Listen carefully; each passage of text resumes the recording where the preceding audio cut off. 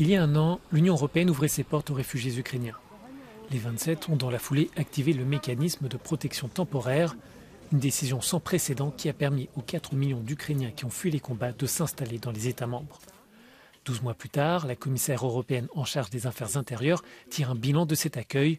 Nous lui avons montré des extraits de reportages d'Euronews sur le terrain. Мене це без кінця бентежить.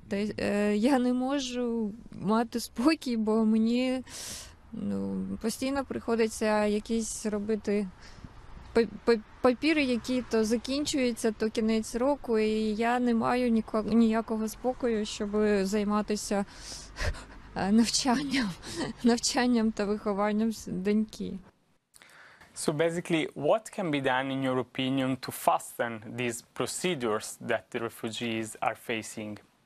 Well, of course, we have a lot of challenges. I mean, we are hosting 4 million Ukrainian refugees. This is really a huge, huge challenge, of course, for the whole Europe, and especially for those member states that are most affected, like Czech Republic, Estonia, Poland, but also Germany. But I think really to have a perspective, if somebody has asked me 1 year ago, before the war broke up, will Europe be able to manage 4 million new refugees as well as we have done this? I think very few should have been asked positively without any hesitation. So taking into account the huge challenges, I think that the achievements are really great. Other issues of concerns seem to be housing and work for Ukrainian refugees, as we can see in the next video. Migrants are more or less adapted, right? But now there is an issue of their access to labor market, massive problem of apartments. This is the time that we need to think of more long-term strategy.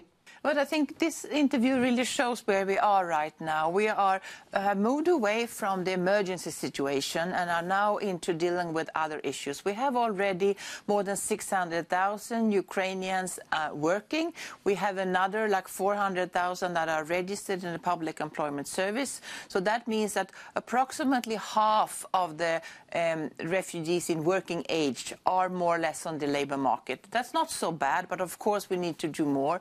We have 750,000 children in our schools, but what was also mentioned here, housing, of course, is a challenge in many, many regions and towns. Do you think that this instrument, this temporary protection directive, could be used again in other cases in the future?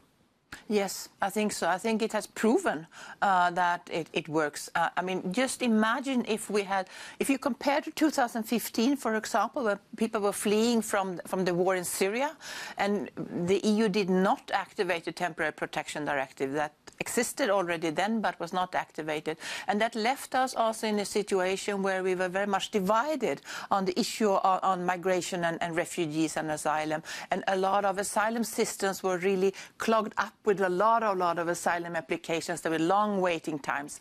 Now, of course, there are challenges. I will not deny that. But I think we are dealing with this refugee crisis in a much, much better way.